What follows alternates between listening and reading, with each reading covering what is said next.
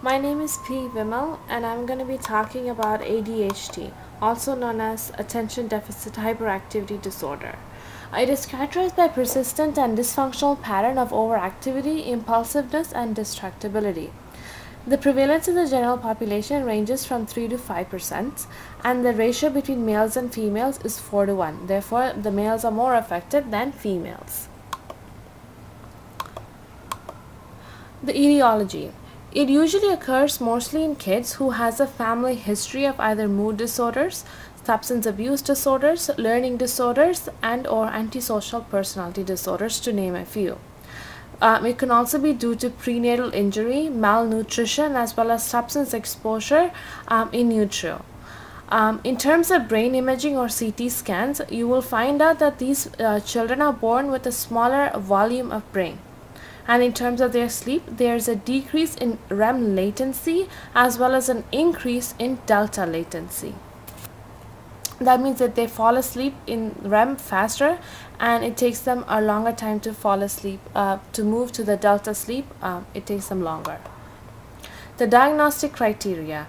The onset of inattentive or hyperactivity symptoms has to be present before the age of 7.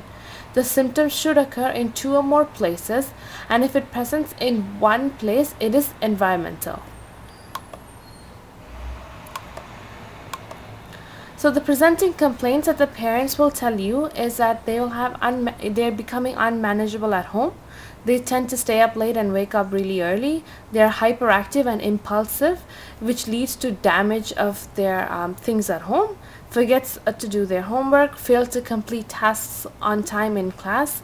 They cannot wait for their turn, and they're also known as a troublemaker by the teacher. The evaluation. It requires careful assessment from both the parents as well as the teachers. At the first evaluation, it is important to note the child's behavior when the parent is present as well as when the parent is not. Make sure to assess the child's ability to finish any tasks, such as giving them a puzzle or drawing and so forth.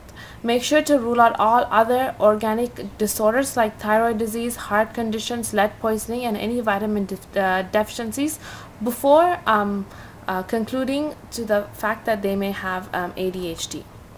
The differential diagnoses include ADHD versus actual age-appropriate behavior. You may want to do an IQ test to see how if they have high IQ or low IQ. It also can be an oppositional deviant disorder, mood disorders, anxiety, or even a side effect of medication such as bronchodilators. The treatment and management. The current drug of choice for ADHD is methylphenidate. Then comes D-amphetamines. Bupiron can also be used, but most importantly, behavioral therapy via positive reinforcement can actually enable the child to become more controlled in behavior as well as their impulsiveness through behavioral therapy. And that's